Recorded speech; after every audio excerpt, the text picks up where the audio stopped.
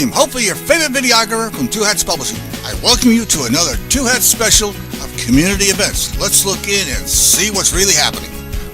Okay.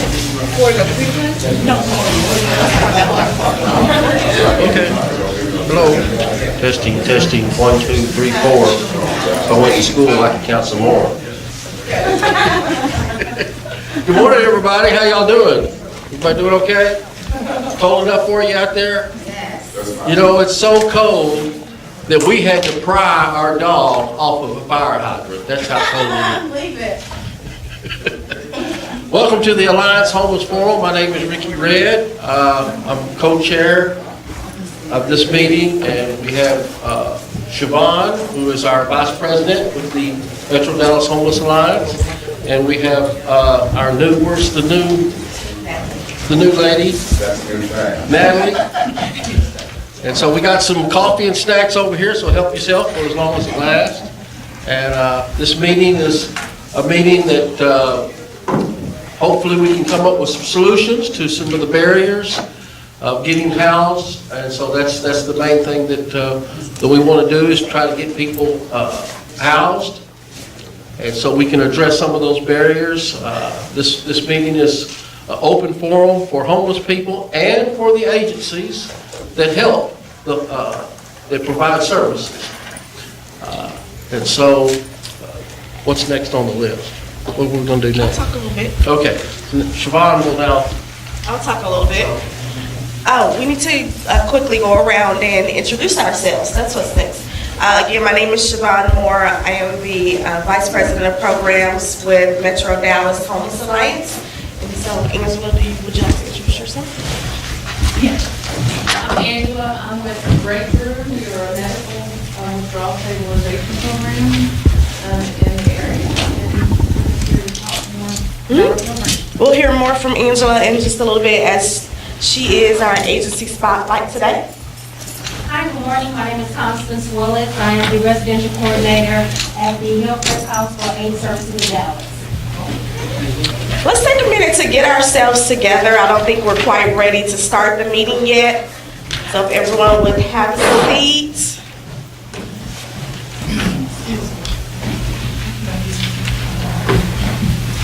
And then we'll get started again. Because we want to make sure that we have your undivided attention so that you can receive the information that we are putting out today. All right. Mr. Piano, would you mind introducing yourself? Charles Piano. I'm with the Student Outreach Program. I have to check on that pastor now. Excuse me? Excuse me. Would you like to introduce yourself? I go by Jay. All right. Okay. Okay. I'm Doctor, your videographer, and get your attention to all your providers. One of the greatest sins in our company is for me to have to send back grant money that you did not use. I provide free video service for you nice people. None of you are using it. All right. The gentleman behind him. Hey, my name is Lamont. I'm not from here. I'm from Michigan, but I'm coming from California. I was out there for 4 years. I've been here about a year and 11 months. I stayed at the edge. I'm at Union Gospel Mission now, and 2 weeks or so I'll probably be moving over there. I haven't decided if I'm going to stay in Dallas or go down to southern Texas yet. Okay. Maybe to another part of northern Texas. I haven't decided. Okay. I know what to do. All righty. Me? Go ahead. Okay, hi, I'm Gabby. I'm with Commissioner Gabby. Yeah. I'm Georgia Baldwin. I've been in city, state. I'm worth $234 million with India, Mexico, and Russia, and I'm tired of being homeless. Okay. I sure am. I've been homeless every time. And all my money's with foreign countries. Ask American Inn, room 235. That out, right? All right. Thank you, Justin. Hi, Cindy Duran with City Square. Casey on site, City Square. This, I'm from Dallas, so. Okay. Okay. Unfortunately, Hi, I'm Fiona Campbell, the Senior Services Coordinator everyone. I'm Suzanne Glover. I'm the Irish Coordinator here in Johnson Advisory. All right. Thanks everyone for joining us today. We have a lot of new faces, so I wanted to go over a couple of housekeeping rules. As you guys know, the bathrooms are out the door and to the left. We do have refreshments and coffee while they are available. One thing that I do want to mention, there is nothing in the refrigerator for this meeting today, so let's not take anything out. The refrigerator nor the microwave are available for our usage during this meeting, so let's keep that in mind. Let's not bother other people's belongings, please. So the way the meeting will flow, we do have Agency Spotlight who will come up and talk a little bit about her agency in just a little bit. And then we will have a no-part session broken up into two categories. The first one, we want to get some input from you guys, of you who do not frequent shelters. We want to know why.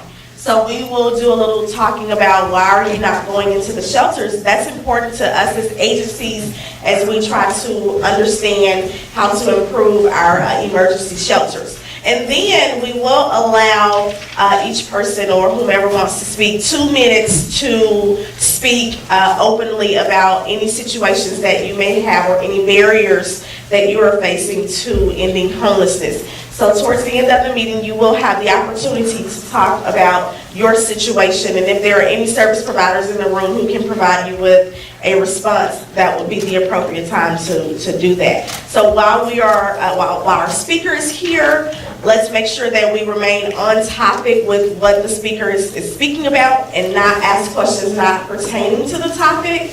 And again, you will have time at the end to ask those questions, and hopefully we can resolve a few concerns today and maybe some barriers. Yes, sir. Have you decided that this is your last time? This is my last meeting. I will be back. This is just my last meeting that I will be facilitating. As I mentioned earlier, I did receive a promotion, I think last month or a month before. And so I had to hire some new staff. So Natalie, who's to my left, will be coming in my place now. She is the CLC, or Continuum of Care Coordinator, who works on my team at MDHA. And so Natalie, I will leave you in the hands of Natalie after today. And you guys will be fine, so no worries.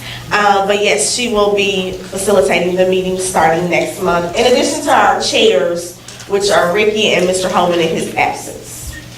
All right, so any questions about the setup for today or? When will next month's meeting be?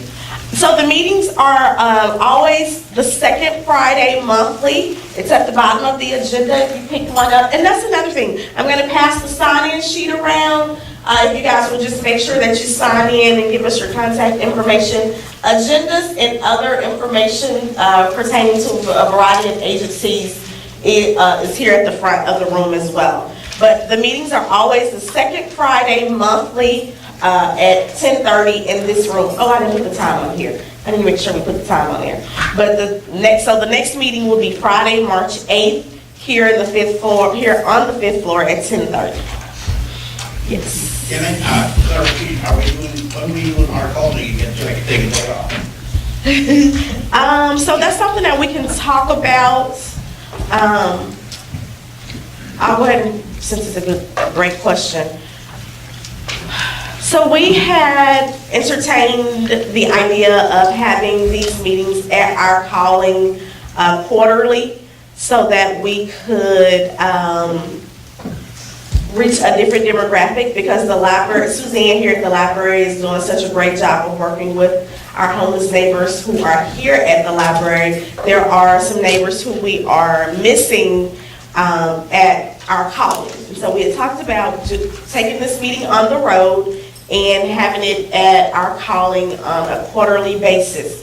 So I guess Natalie will check with our calling to see if we can come, let me see, in April. We'll check to see if we can come to them in April. Yeah, my boss will pay for over the book order. Okay, all right, well, let's check on April. Let's see if we can, and if so, we'll let you know at the March meeting that it's been just moved for just that 1 month. That, I completely forgot about that, thanks for reminding me. If there are no other questions, then I will go ahead and bring up Angela, who is with Crescent Medical Center, and she will tell us all the wonderful things that they're doing over there. All right, guys, I work with companies that contract with Crescent Medical Center, where I live after. But we are a medical withdrawal management program that will help you withdraw from alcohol, heroin, or benzos if you are using and you want to get off. The great thing about our program is we take Medicaid and Medicare, so a lot of y'all might have Medicaid and Medicare, and we provide those services for you. You get your own little room, we help you through the withdrawal process, and then we help you get into treatment. So you can make your life a little bit better. It's a 3-day program, and we work with a lot of rehabs. So even if you had, we work with Turtle Creek, Texas, and they pretty much allow people in there pretty fast and easy. We also work with a company called Carrollton Springs, which is a hospital up north, and they take our clients pretty frequently too. So our goal is to help people to find recovery if that's what they want. And I know recovery is hard sometimes and people struggle, but I don't want y'all to be out on the street and feel like y'all don't have help and there's no hope. Our agency is willing to help y'all. We'll do whatever it takes to get y'all in, so you don't have to worry about that we're in Lancaster, guys. So we'll figure out a way to get y'all there, whether it's sending a cab for y'all or coming to get y'all ourselves, okay? So it's a really good program, and y'all could benefit from it if y'all are struggling with recovery. I have some cards up here. You can call me if you're struggling and you want to talk. If you're not sure that you want to go in or out, or go in, call me. I'll talk to you. I've been a case manager. I worked with Siobhan at Tent City for a long time when I worked for the city. And my intake person is a very sweet, kind lady that just wants to help people. So we're just here for y'all's benefit. And we can possibly, help y'all through a time in life where you might need the support. We're here to support you in your recovery story, guys, okay, and ladies. We're available Monday through Friday, and if we know you're struggling and you need help on a Saturday or Sunday, all you gotta do is call the number on the back of the pamphlet, okay? We have a number on our back of the pamphlet. It goes straight to me or Geneva's cell phones, whoever it is that we switch out. So we are available, guys. Now, not at midnight. I'm sure we're not going to come to the ER at 1 o'clock, because most of the time, the people that do all the intakes, they work 8 to 5. The nurses, I don't think they want to be called out, or Dr. Brown wants to be called at 8 o'clock. 1 o'clock in the morning, but we will get you. We've done intakes at 8 or 9 o'clock at night, okay? But if y'all want help, and you know somebody that needs help, we can help you, okay? Any questions? So you said that you do accept Medicaid and Medicare? Yes, we do. And if they don't have that?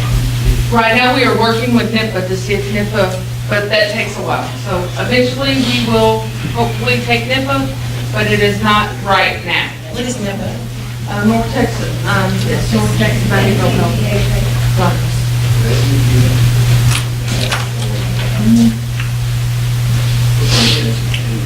Yeah, so it's the indigent funds for mental health and substance abuse in Dallas. Just so you do pick up, you kind of pick the person up. If they need to be transported, we will find a way.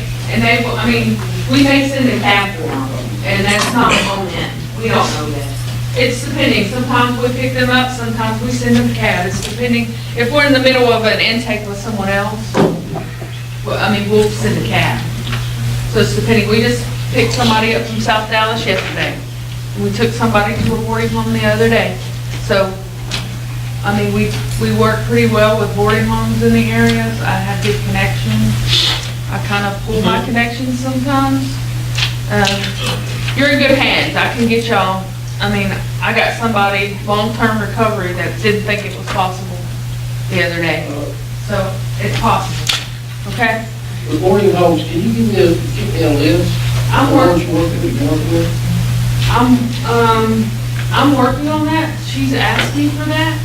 And I'll pull what I work with, but we're working on a list. But I tried to get a hold of Emily yesterday to get that other list that I used to have, that's on the Dallas, City of Dallas court. No, I'm waiting for her to come back. Okay. You indicated that, individuals have their own room. Yeah, they do have their own room for 3 days. You are in privacy. You're not going to be sharing a room in those 3 days of detox. Because detox, I mean, withdrawal gets hard. So basically what ends up happening is when you're withdrawing, you're going to be sleeping and eating, and the only person you're going to see is basically the doctor and the nurses that take care of you. So my question is, are there any essential needs that the client would need to bring with them? Could you repeat that? I couldn't hear that. My question was, I understand they're gonna have their own room, but would there be any essential other needs that they'll need to bring with them? Just a change of clothes. But if you- Toothbrush, Yes. hygiene items? Yes. I pretty much want to know what do you provide other than the room and food? We give them a hygiene bag, most of the, as long as we have it, most of the time we have it. So we give hygiene bags. I would not suggest you bring anything that's mouthwash, because then I have to throw it away. Anything, Is alcohol? it has most, well, there are some, but, I mean, if it has, we don't normally, if it's like scope, we're probably not gonna throw that away because it doesn't have alcohol, but if it's the really potent stuff, we're gonna throw it away. We do lock personal items up if we have to, but it's not a big space, so what I would suggest is, but you have a closet in your room, so you can put your belongings. How many units? We have enough. Right now, there's 20-something beds open, but we share them with, we share them with med-surg. We are not a psych unit, we are on a med-surg floor, so you're getting the same quality of care as somebody that just got out of spinal surgery. Okay, guys? No, we're not gonna bathe you if you get up, okay? But that's what we do. We're in a small little setting, it's private, our nurses, you get one, I think, the ratio is 1 to 3. So there's only, the nurse only has 3 patients apiece on a busy day. You get good food. That's what I've been told. You get spoiled a little bit. I had a client that didn't want to leave yesterday. I said, you gotta go to the boarding home. I can't keep you forever. So you have a doctor, You have a doctor. so medication to ease the symptoms of Yes.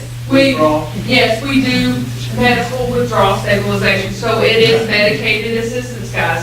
Now, that's a good question. We do not release you with Suboxone prescription. We refer you to a doctor because it's not safe to give a Suboxone prescription for Suboxone is for withdrawal from heroin. Okay, so if you have a heroin addiction, if you've had it for a long period, we may think you need Suboxone, but most of the time we use Librium to taper down somebody. So it's very rare that we give Suboxone. We're gonna give Suboxone probably to somebody that's been to us maybe 2 or 3 times and can't get it right.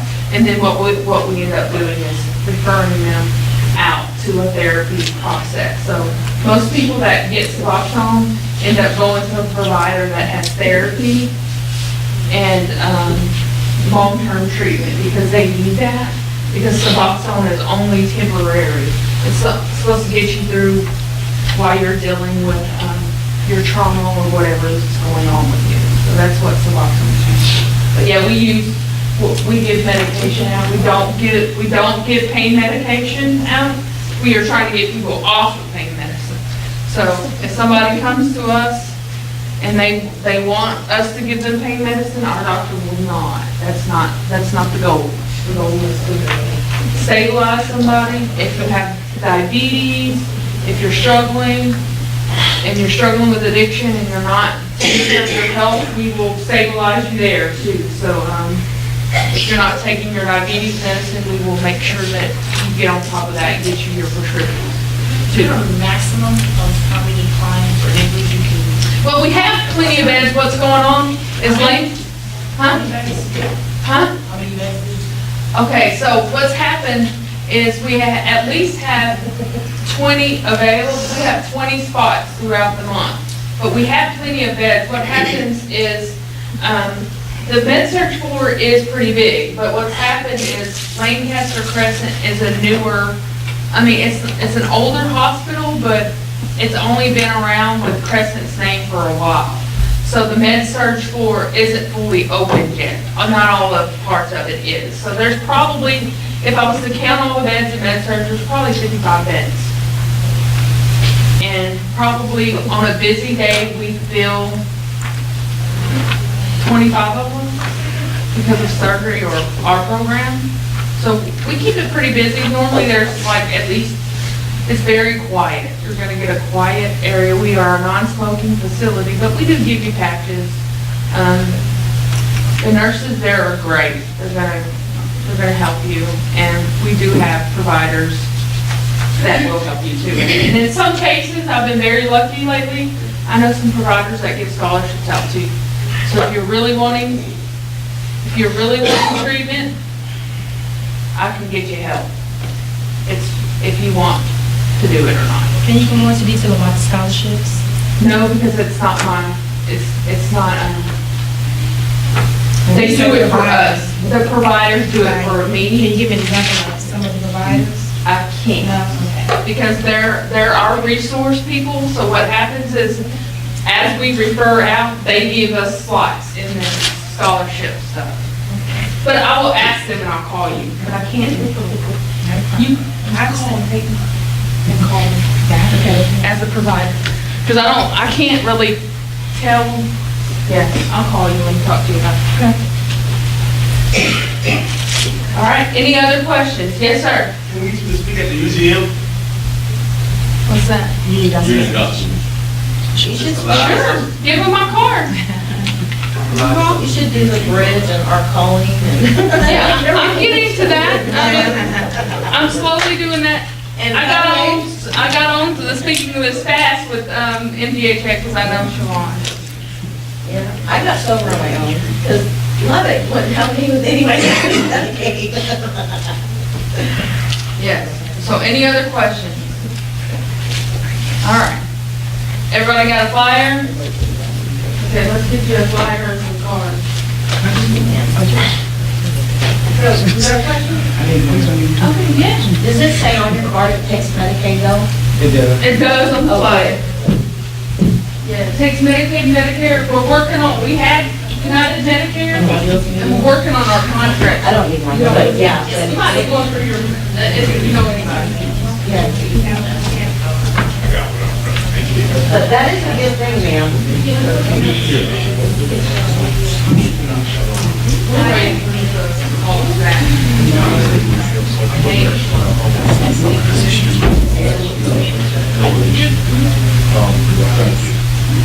That blank paper?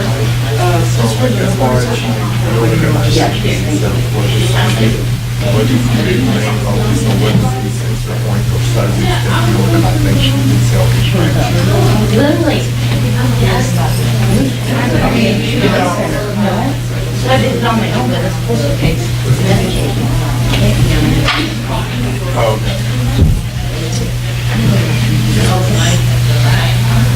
All right, so let's come back together.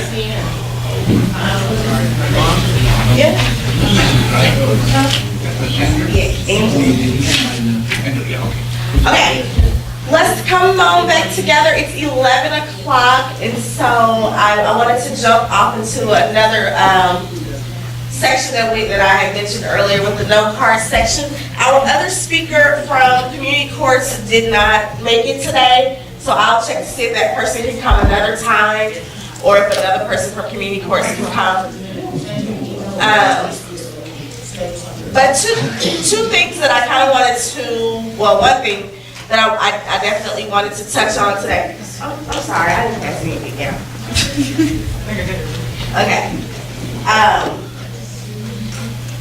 Let me have a peek. Talk to me. For those who do not stay in an emergency shelter, is there anyone here who does not stay in an emergency shelter? Okay, good. Are you guys open enough to tell me why? You don't have to if you don't want to. I mean, well, in my situation, I had a situation at the bridge, so I'm borrowing for a month. Okay. So, a man, yes, you have your hand up in the back. I do both. I mean, I go do both, from the house to the homeless shelter. Okay. Okay. Is there anyone, oh, I'm sorry. Go ahead. I'm no longer homeless, but I did not like being treated like a dog at the shelters. Give me some examples. You are locked down and cannot go out at night without some special permission. You cannot come in late and have a bed without prior permission. And if you are thrown out, you have a very hard time getting back in. So curfew. In the shower, they just be so ice cold. That's strategic. I believe you too. Another reason was because the curfew was 6 o'clock. Curfew too early? Yeah. Okay, what's your solution? Let me ask this then. What time do you think is a reasonable time to be in? 10 o'clock. What you got to do? I mean, I'm just saying. I'm being real. What do you have to do between 6 and 10? Nothing. I gotta have a justification reason. If I say we need to adjust the curfew to 8 o'clock. Well, another reason is because, like, until you actually have a check stub on A your job, okay. that's the reason why it's hard to get in the shelter at a certain time. Okay, so the curfew is too early for those who are working. Like, if you work and you can't get in, if you work till 9 o'clock, you don't get to the shelter until like, after 6 Okay. o'clock. Work after the reasons, curfew. yeah, that is So- the reasons of the curfew, work reasons. Okay. They work later than the curfew itself. Okay, so some of our shelters do have an employment program. So if you go to your case manager and you let them know that I am working and this is my work, but like you said, you do gotta have a check stub. You can't just go in there and say, I'm working. You have to have that proof that shows that, yes, I am employed. My work hours are 9 a.m. to 9 p.m. Because as far as your job calling the shelter and letting them know that you work, they don't do that anymore because you can't actually have somebody, you know, have a friend or somebody play as your employer. So people have they messed don't that up? do that anymore, Yep. so. So you do have to have that supporting documentation, like a check stub, to show that, yes, I am working and these are my work hours. Okay. Any other reasons why we are not staying in the shelter? Well, from my perception, the main reason of why you are staying in the shelter is because, you know, my being from the city of Dallas itself, being born and raised, being one who had to grow up on these community streets within the downtown vicinity, there are people who have been out here for years who have not gotten anywhere, whose names have been on that housing list for forever. So it's like communicating that we need housing, communicating that we're actually getting off of our feet, going to these temp services, going to these programs, doing everything that we're supposed to be doing, but yet you're failing to actually provide me my housing because you and your personal biasness choose to judge me and say that I'm not worthy of housing just because you, as my housing coordinator, may have felt that, oh, you're a disgusting person, you don't deserve housing because of your disgusting. So what I hear is that you were not staying in the shelter because you're discriminated against? Discrimination. I got you. Okay. We had to go the long way around. Custody, they kick you out. Say that one more time. If you're in protective custody, they kick you out. I was placed here, you know what I mean? So you're saying you can't go to the shelter because you are in protective custody? Yeah, they kicked me out for no reason. I'd like to know why. I'm waiting for the email. I was placed here. Which shelter? Yeah, I'm in city, state to state, like every city. What has shelter kicked you out? The bridge. Okay. And I'm waiting for my email. Keep waiting.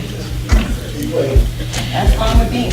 Let's talk afterwards to see why you really are kicked out. I'm not talking to nobody. Oh, okay, works for me. Anybody else? Yes, Some of our clients report that they were like robbed. Rob? And stolen. Hold on. They also, Oh, wait.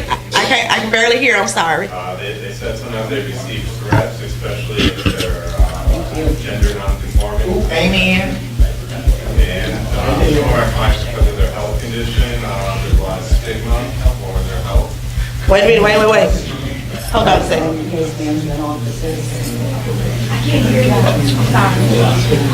Hold on, let's go back, Justin. I got it. This is something that is actually. Hold on, wait a minute, excuse me, 1 second. Justin has a list, so I stopped at threatened by gender. Okay, gender non-conforming, there's threats. There's stigma for medical conditions. They have HIV, Hep C, sometimes they're discriminated against.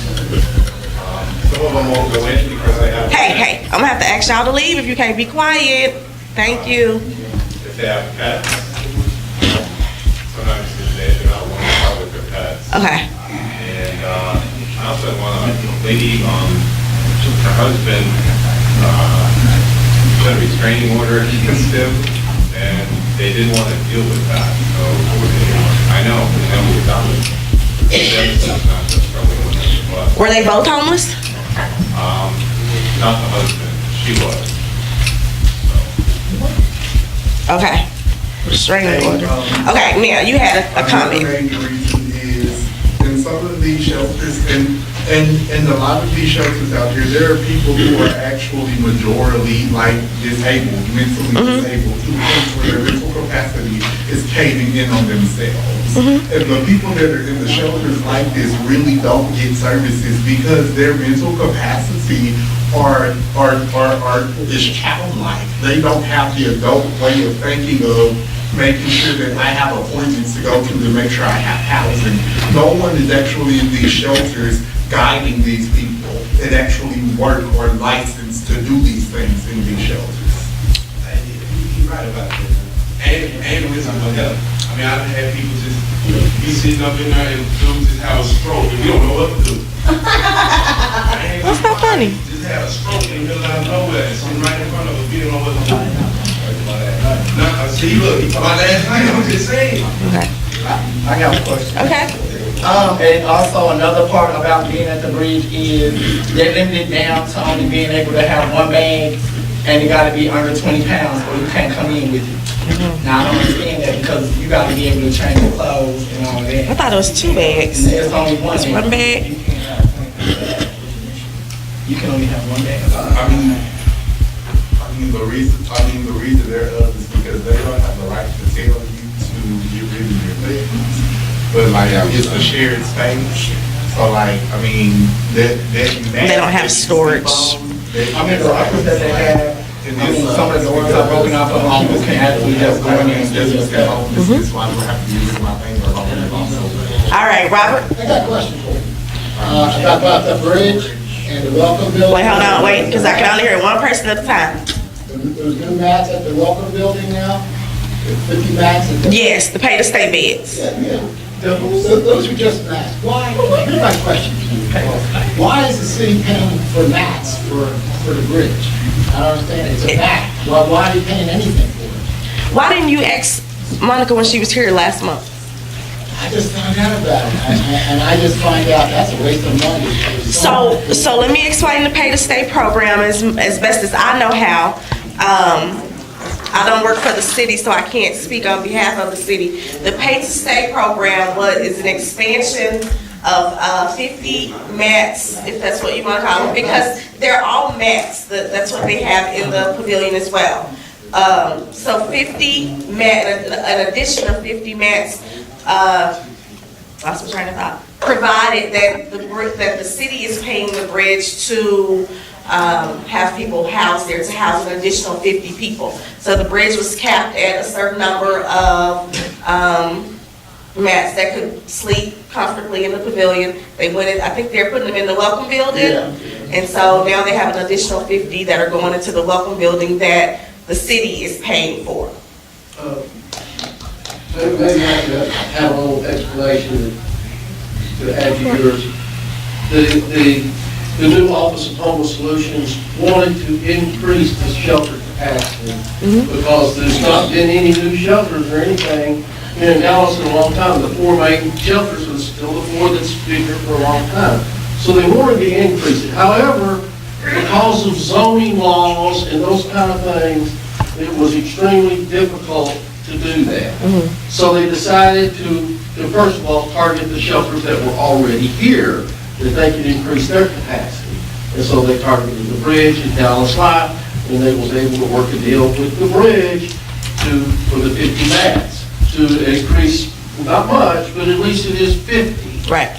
And so I don't know what all is involved in that program. However, the original ideal was for those that were working that program would be people that were through the system rather quickly. And so, because you get some people that go into a shelter and they stay there for a long time, and they're sort of permanent residents of that shelter, so to speak, for 10, 20 years. And so, it's the truth. Mr.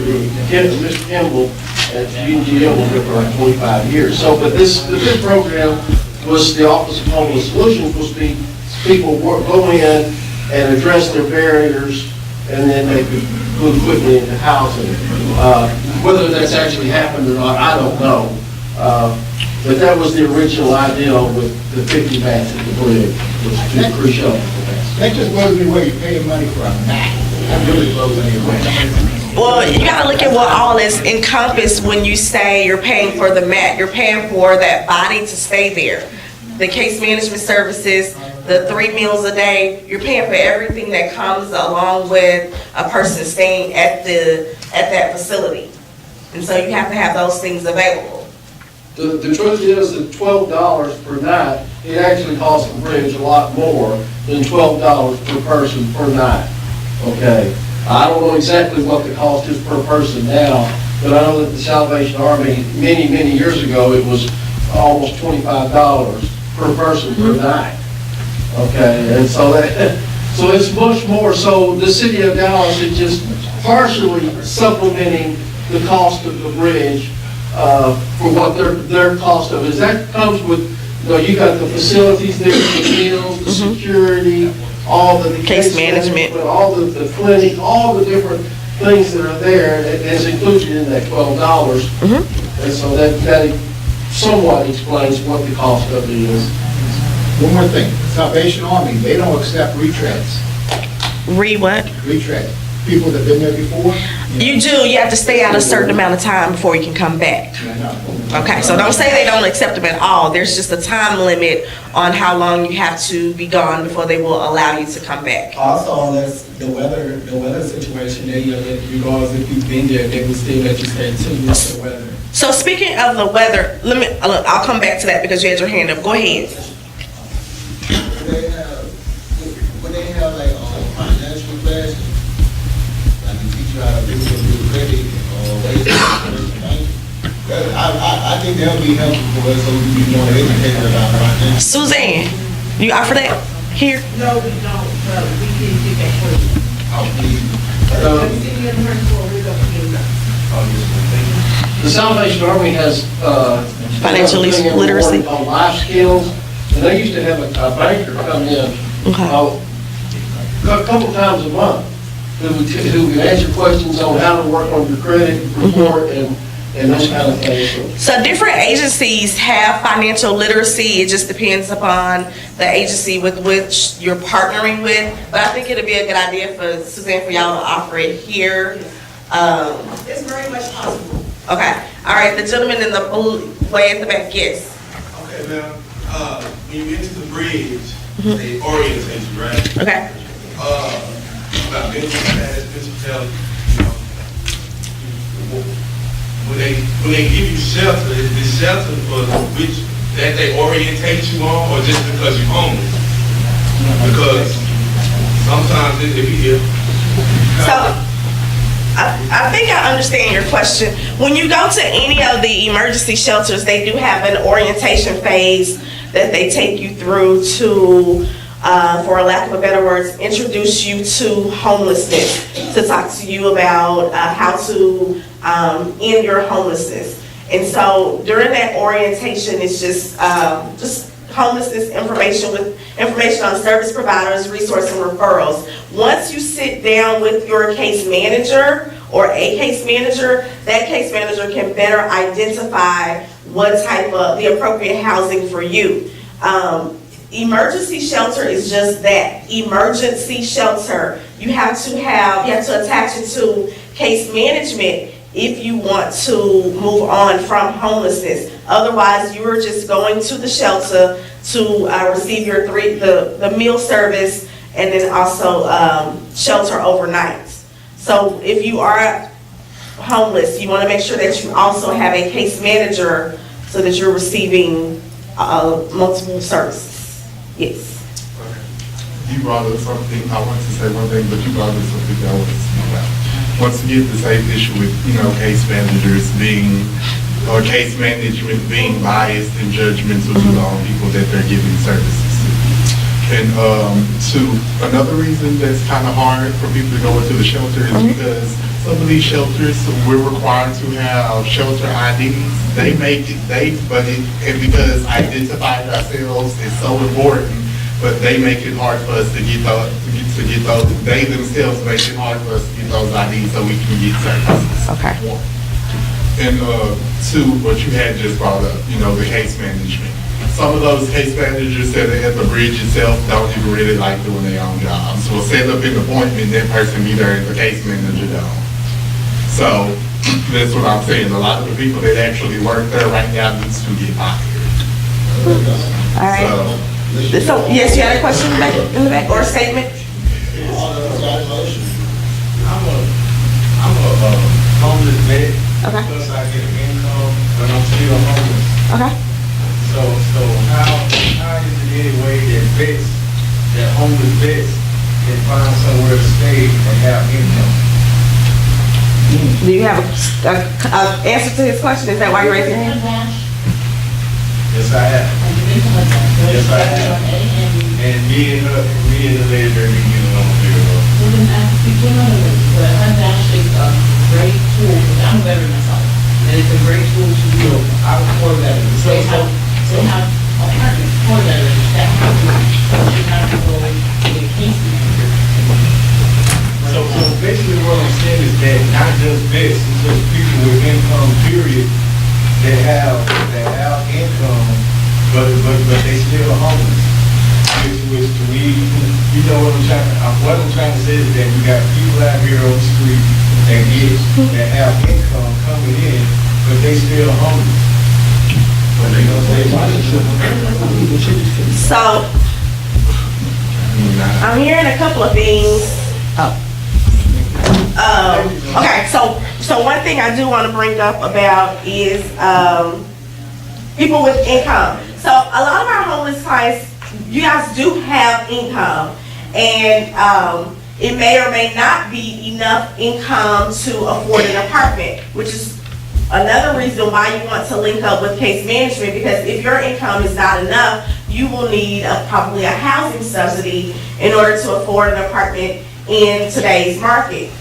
If you do have enough income and you are just needing an apartment, start with searching on the internet for apartments that fit in your budget, or talk to a case manager about housing navigation, because you are just needing assistance with finding an apartment. You may not need the mental health services or the VASH services or et cetera, but you do need assistance with finding an apartment that's affordable for you.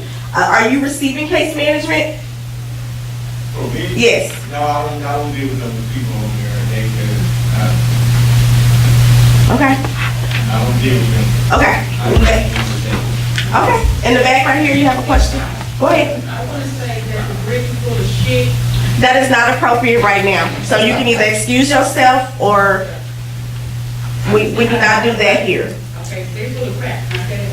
You can say that the bridge is not favorable. They got, the bridge the bridge is kicking people off the list and putting people back on the list.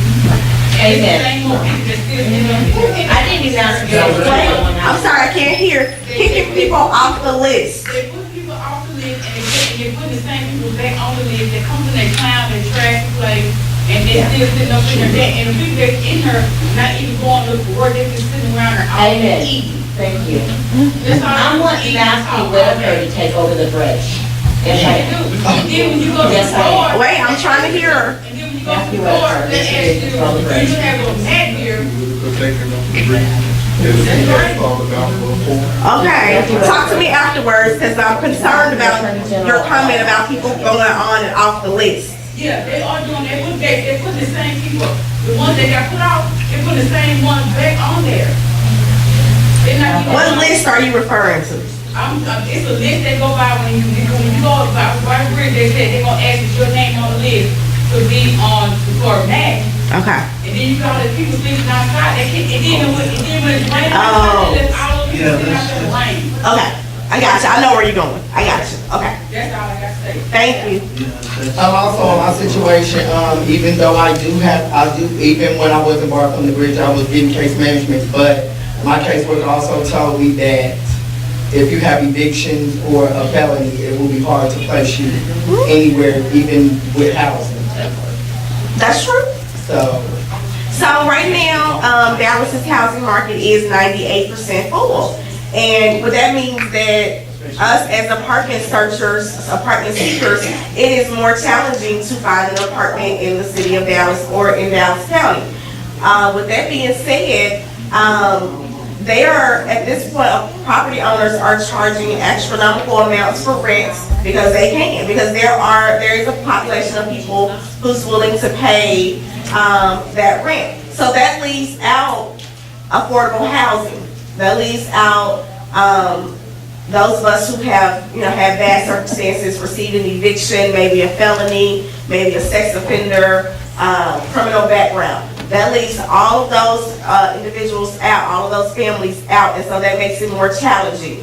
We are aware of the situation, and so our office is working with apartment complexes that will work with us for second chance leasing. Now, I will say that it may not be your first choice of a place to live. It may not even be your second choice, but it is a place to live other than on the streets or in a shelter.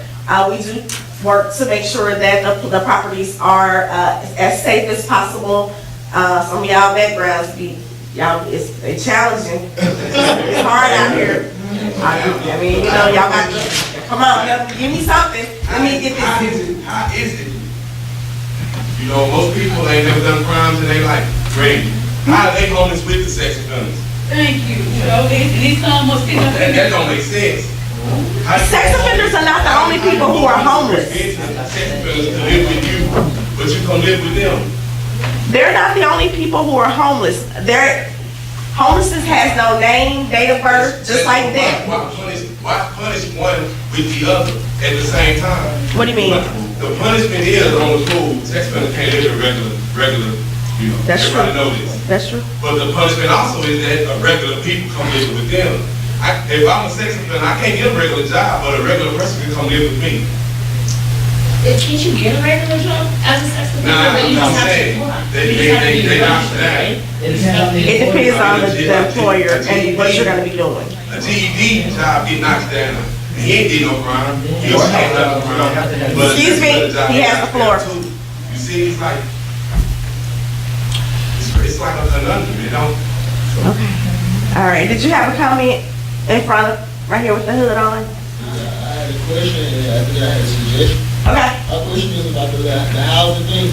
Like, I'm not from this state, I'm from another state. If I was to go back to my state, could I transfer the housing benefits to the other state? It depends on who your housing is, the funding source for your housing. So let's say, for instance, you received a Section 8 voucher from Dallas Housing Authority. From my understanding, those vouchers are transferable after 12 months. So it depends on who gave you the voucher. Okay, so what's your suggestion? My basically, you got certain people that's willing to really help themselves, but somehow they fell into this situation, I guess, off the corner or something. But they're really willing to really help themselves. You just got some people who really just don't give a crap. So I really suggest that, like, a program, like I said, for instance, a financial program, the people like mental exercise, the people that actually go in there, y'all should keep track of the people who actually go in there, progress, and really participate, and then check on it, look at their standards, like how they doing, and those are the people that really get the real benefits of the shelter. Everybody else just leaves around stay or something, and they benefits like them. Okay. That's called innovation. Okay, innovation, motivation, okay, yes. Okay, like, you were just speaking on about like housing for people who have felons, criminal backgrounds, and all of the things and such like that.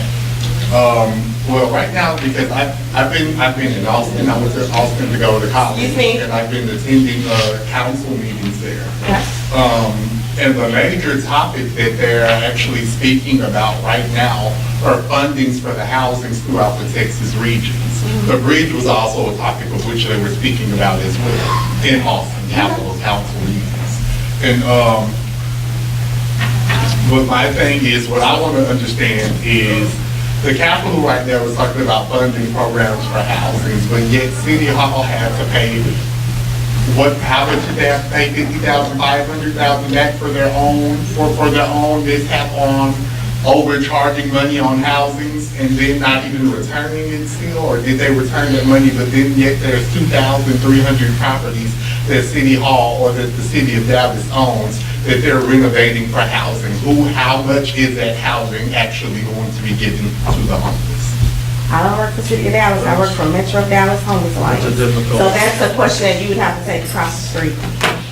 Can I speak for a minute? Yeah, go for it. I just like to talk. Excuse me. Just like to talk a few minutes about some of the things that's been said, the gentleman back here about threats. Okay, if anybody knows me, I was homeless for 10 years myself, so that's a big problem. You get a lot of threats. So my mother used to have us say, water on a duck's back. You ever heard that? You hear a lot of threats. I mean, I got threatened so many times, I used to say, oh, you know what? Let me get my list out on all the people that's threatened me and get you signed my list because nobody's ever done anything. Okay, so it's just part of it. One of the things you can do, though, is staying in groups. If you can find some friends, and people are a lot less likely to go after groups. Just like in school, the bullies will pick on the guy that's the loner. Okay, if you can kind of get in a group, you can but whether you do or not, it's empty threats. 99.9% of the time, ain't nobody going to do nothing. Okay, my mother used to say, watch out for the quiet ones. They're the ones that'll do something to you. Okay, so the threats, also, the complaint about the mats, about them going back on the list. I've been hearing that complaint for a long time, and I'm going to ask Dr. Woody the next time I see him about that. Evidently what's happening, and that's a legitimate complaint, that people come in, they get on their list to get the mat. They go through, because the list is full, and you have to wait, and yada, yada. And then you get your mat, and then somebody, the first of the month comes, and then somebody goes out and relapses, and then they come back and give them their mat back. Okay. And then here you had the mat, and then all of a sudden, you're back off, you lose your mat to the guy that had the person before you that had the mat, and they relapsed, and they come back and gave it back to him. So I'm going to ask Dr. Woody about that. He is the new CEO of the bridge. I'm going to talk to him about that and see what he says about that. It could be that there may be some reasons that I'm not aware of. The stealing, I wanted to talk about that for a minute. You were the one that get their stuff stolen. I had a little bit of problems. One time I got, somebody broke in my locker at UGM and stole $7. That's all I had was $7. Well, I was thankful they didn't steal my wallet. Take the $7. Another time they got 2 pairs of socks. I said, well, they needed the socks more than I do. Here's the way you deal with stealing. If you have things that are of value, don't keep them there. Have a friend that has keep them somewhere else. As a matter of fact, one of the cardinal rules at the Salvation Army is that you don't have more than $50 on you. Okay? You got change for a 20? No. I don't have any money. As far as anybody concerned, you don't have nothing. You know, I had a guy this morning ask me to use my phone. No, I can't do that. I got minutes on my phone and I need those minutes, what few minutes I got left. I got a job offer coming up. And so you gotta be street smart about that, about stealing. Try not to have anything worth, if anybody, what did they steal from me? They got $7 and they got 2 pairs of socks. Okay. That's not that big a deal, but it is a problem. I knew a guy at the Salvation Army once, they got his teeth stolen. He took his teeth off and he put them beside his mat, and the next morning they were gone. So, it is a big problem, but if you kind of put some things in place to kind of take care of those things. Another thing is the 20-pound thing. You need to downsize. When I was homeless, I had 3 outfits, 1 to wear, 2 to wash. Okay, 1 to wear, 2 to wash. Everything I owned went in 1 bag, 1 small bag. Okay, I had about a half a dozen pairs of socks, half a dozen, underwear, and some hygiene stuff and my Bible, and that's pretty much it. And so, if you think about it, if you're homeless, the less you have, the easier it is to move around. All that stuff can weigh you down. I mean, if you got stuff and you want to keep it, that's fine. Just try to find somebody somewhere else to put it that will store it for you. And so those are the few things. I just thought I'd comment on some of those things. And that deal about the MAP deal, I'm going to ask Dr. Woody about that and see if he could, what the explanation is on that. Thanks for letting me talk. Okay, any more suggestions or comments on why you guys are not going to the shelters? Last call for comments. Yes. Because the guards go back into your case management's office. How unsafe is that? Say that one more time.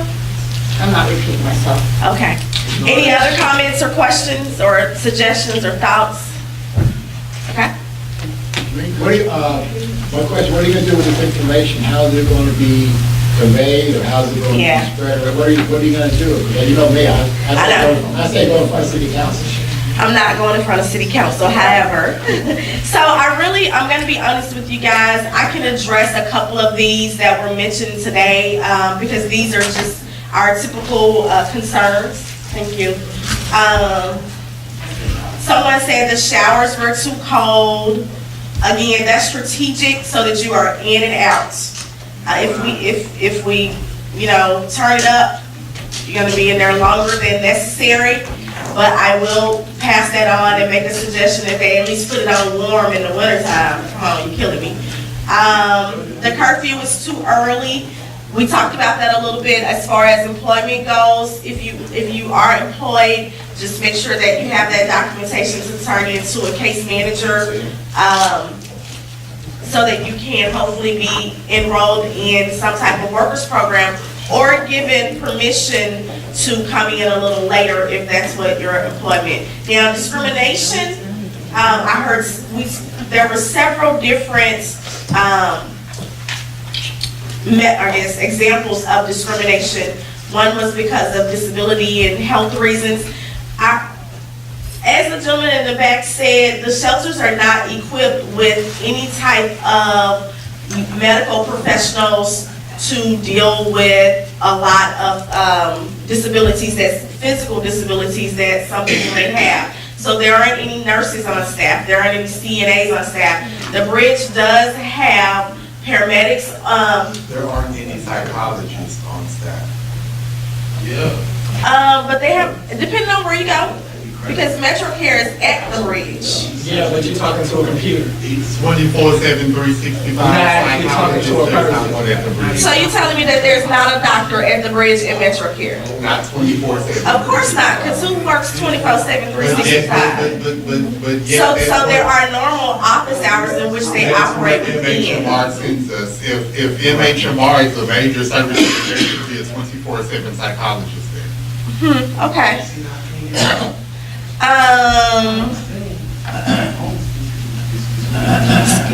Excuse me. Go ahead. Okay, can you talk about one more thing?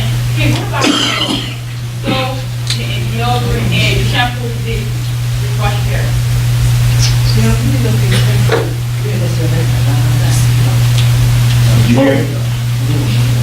What did you say, ma'am?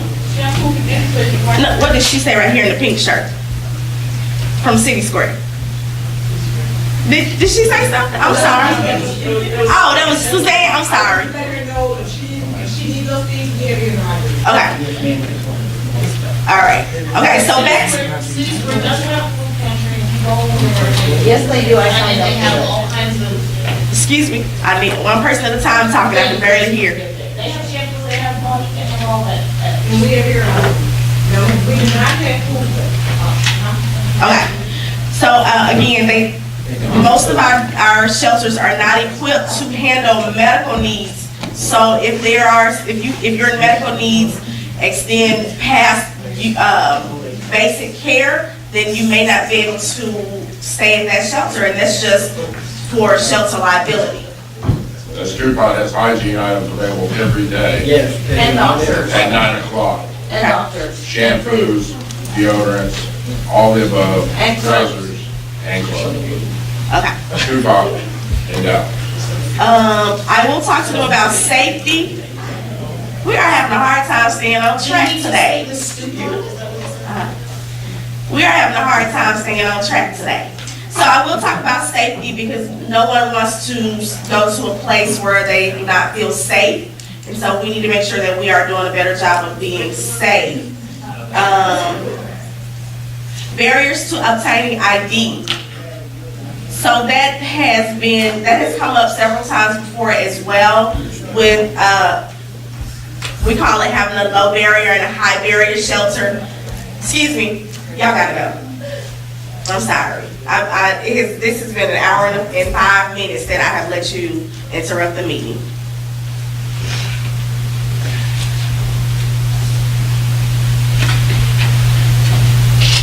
I'm sorry. Maybe we can try again next month.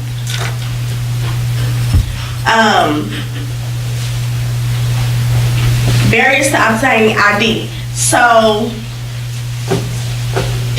we have discussed having high barrier and low barrier shelters within our community, and the barriers to obtaining ID is one of the things that is on the list of things that that we're trying to improve upon as far as requirements for entering into shelters. So I will definitely take that concern back so that they know that the shelter population and having an ID to get into the shelter is a concern.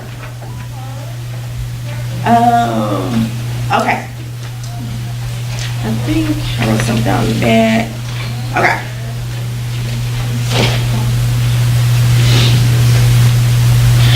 So we'll go ahead and move into our no card session. Before we do though, let me apologize. That is the first time I've ever had to put anyone out of a meeting, and this is my last meeting. And for me to ask someone to leave because of disruption, I didn't want to have to do that, but it has been an hour and 5 minutes, and I've asked that person, thank you, to not speak while we're, so I do apologize. Can I ask a question, bro? Did anybody go to the service provider expo last week? On Saturday. On Saturday. You did go? Well, oddly enough, I was finishing off work. I got there towards the very end. But you did go? Yeah, about 45 minutes or an hour left there. Yeah, Right. had a lot of tables. It was a lot of space.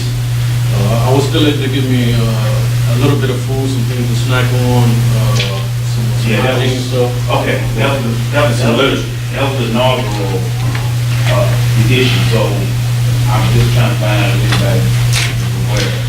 It was nice. They had a DJ up there. Like every month or what? No, it's once a year. Oh. We won't be around You again. never heard about it? Yeah, that's what we're trying to find out. Never heard about it? Didn't know about it. Okay, we'll work on that. Please. Thank you. But I have a quick question before you move on. When you mentioned ID, is there any resources that are in place now to get IDs other than the street pod? So the SNUPI is the first, a source of obtaining NID. Our office also has the Flex Fund program. Are you with City Square? Is that what I heard? Okay. Our office also has the Flex Fund service that agencies are allowed to access on behalf of their client to request assistance with obtaining an ID. Our calling helps you, I don't know about you. Yes? I heard that you work for a solution to help people go get back in school. I do not work there, but they do have some programs that they used to have programs that will help you go to school.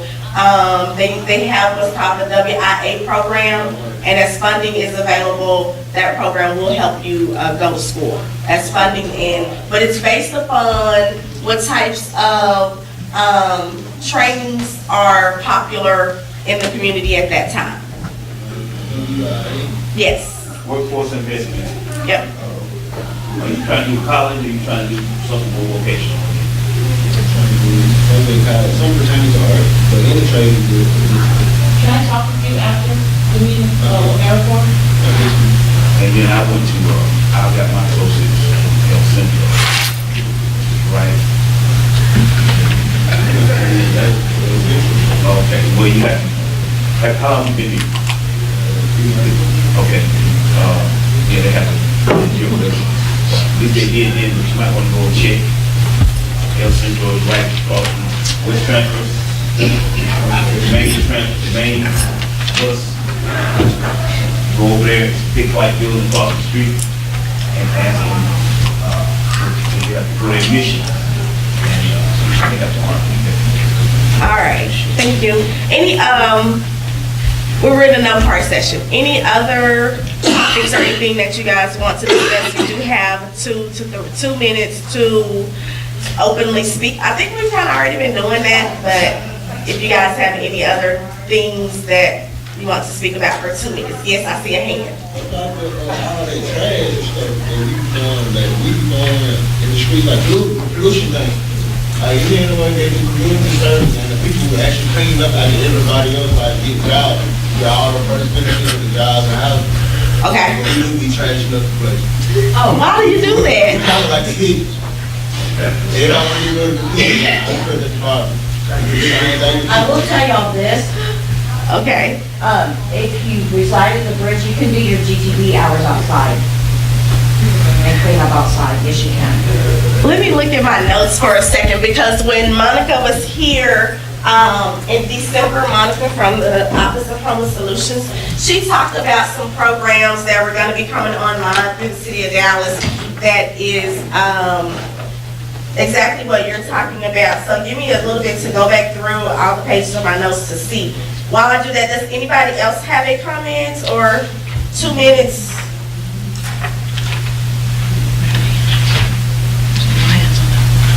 Oh, good hand. Come on up. I'll introduce you. You just missed all the excitement. So coming to the stage, what is this? So this is, coming up next is Carl Falconer. He is the president and CEO at Metro Dallas Homeless Alliance. As you guys know, we were without a leader for a while, and Carl came to us in November, just before the holidays. So this is Mr. Falconer. You want to say a word or two? Yes, I wanted to say thank you for all showing up. This is great. Love the turnout. Fantastic. Also wanted to say we're here to try and help as much as we can. Obviously, y'all know Siobhan, and y'all have been going through this process quite a while. I also want to let you know, for anybody who is unsatisfied with the way that the services are being provided now and the number of people that still are not housed, our goal is to change that. So we're going to be making some changes to the system and some changes to the way that we're doing things, so that hopefully we'll have far less people out on the streets and far more people in actual housing by the time that we're done. And so I just want to introduce myself and say thank you all for coming. This is a really important forum, and I appreciate y'all giving input to everybody here, because without y'all's input, then we're no good as a system.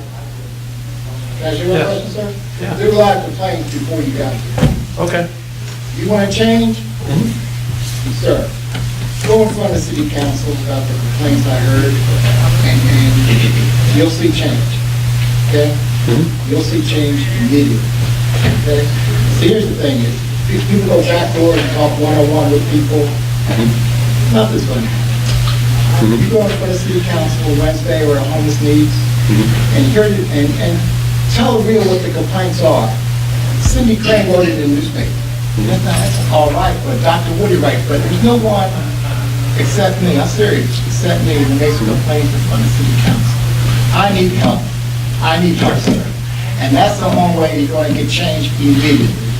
The complaints we heard today is sickening.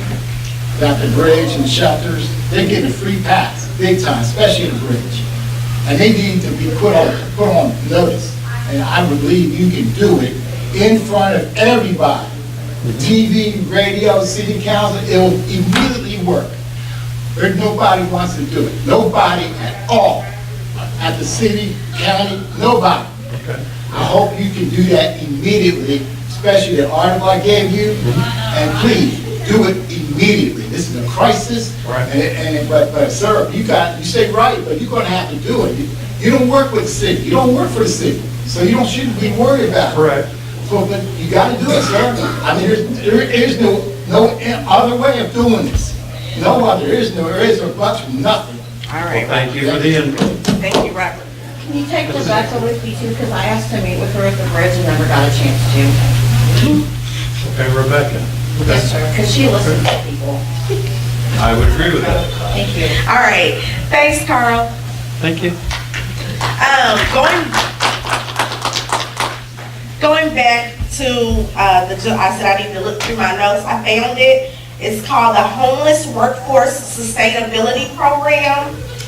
It was supposed to start, it should have started by now, and it hasn't. So let's make a note to ask Monica, when does she think that program is going to roll out? Homeless Workforce Sustainability Program. And it was a similar program to what this gentleman was asking about. When Monica came in December, she mentioned that, and she said that it would hopefully roll out in February, but it hasn't. So we'll find out about that. That was one. Ms. Holman, did you have any, before I go to announcements, anything else you wanted to add? I want to ask a question. Okay. And when I saw Monica at the event this past weekend, I was asking about the HMIS money for faith-based groups, and she said they had turned $24,000 over to you guys. You know anything about that? You don't seem like you do. I ain't gonna ask you. So anytime you get money from the city of Dallas, you have to write a proposal for it. So we've written a proposal. I guess they've approved it. I'm not sure, since she said she's turned it over to, we don't have the money, but it's in the paperwork process. Okay. So it's coming down the pipeline. It's coming down, we've written our proposals for it, and we're just hanging back waiting for them to look over the legalities. Inclement weather, so it is extremely cold. It was extremely cold last night. Our calling and surrounding faith-based churches, organizations, etc., will be open tonight. So if you are sleeping outside and you need somewhere to go, you can go head over to our calling this evening.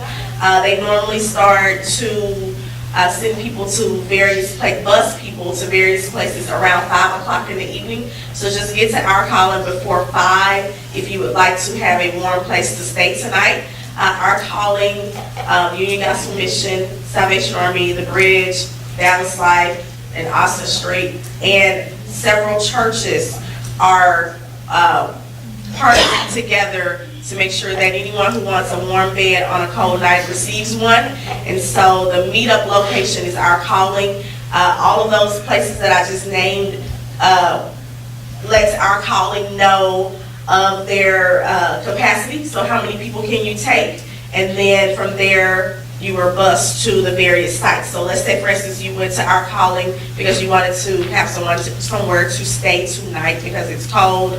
Our calling would then look online, see that the Salvation Army has 3 beds available, call over, say I'm sending 3 people over, put you on the van, and then get you over to Salvation Army for the night for as part of the inclement weather procedure. Now, that is not in addition to the City of Dallas's inclement weather plan. It's not a part of that. That's just something that it has been happening in the interim. Did you have a question? On the inclement weather, I see people people standing outside in the rain, they won't even let them in on the inclement weather too. Amen to that one. I sent an email to my case manager at one time, and all of a sudden, They're doing that too, when it's raining, they won't let them in, they make them stand out there. And which shelter are you referring to? The bridge. Okay. Okay. I'll put that on here. I know at Austin Street, if it's raining, they will let you stay through they won't dismiss in the morning. They'll go ahead and let you stay throughout the day. But I'll find out about the bridge's policy on rain. Rain and inclement weather are 2 different things.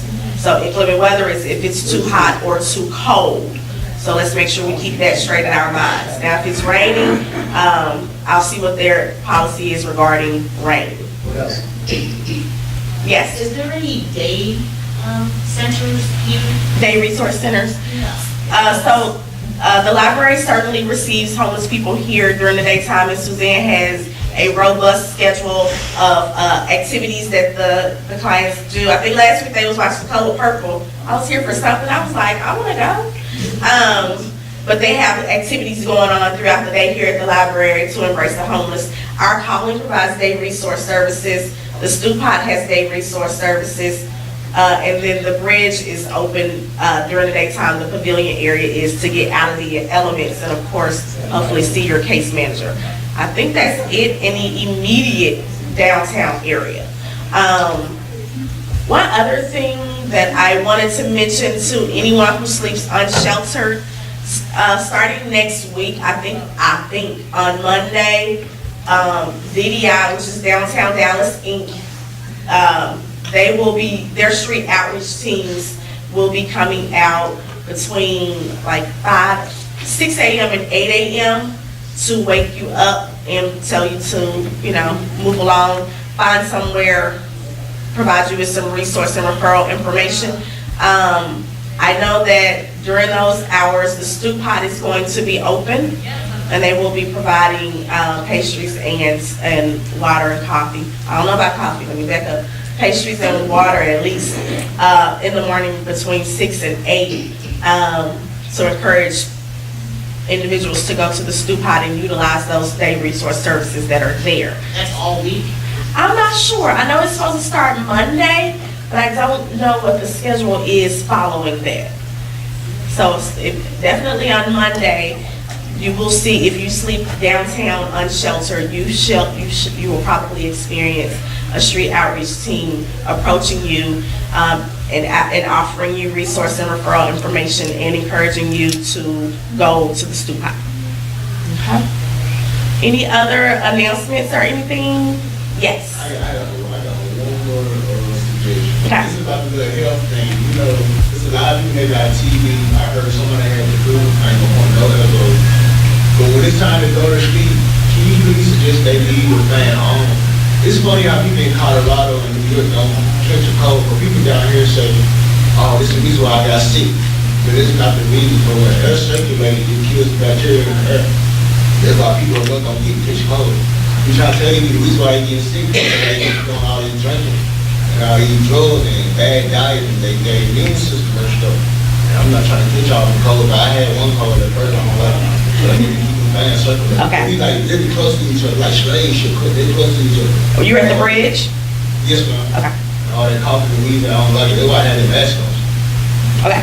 I wrote that down to leave the fan on to circulate air. Always.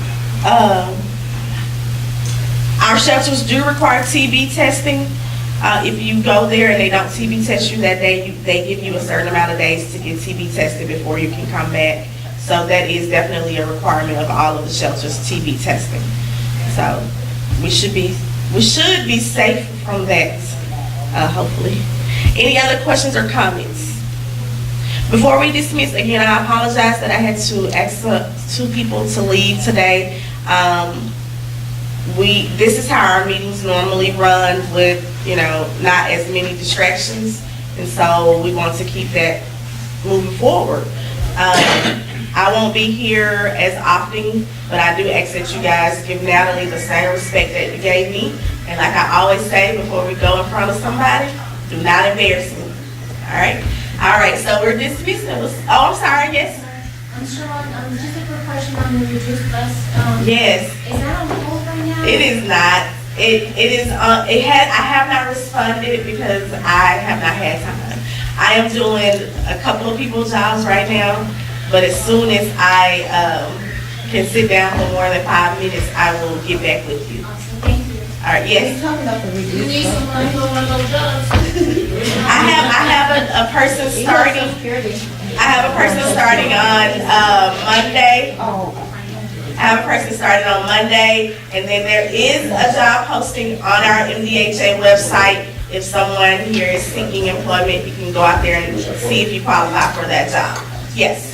Can y'all get Siobhan a hand for her?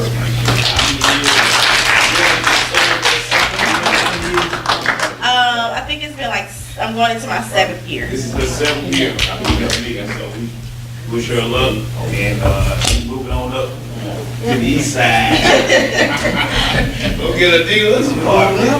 Yeah. Okay. All right. You guys, see y'all next month. This is William, hopefully your favorite videographer from Two Hats Publishing. I hope you enjoyed this video. If you like it, please leave comments below or like, follow, or subscribe to us and get notices of all our videos. We love it, even when you call.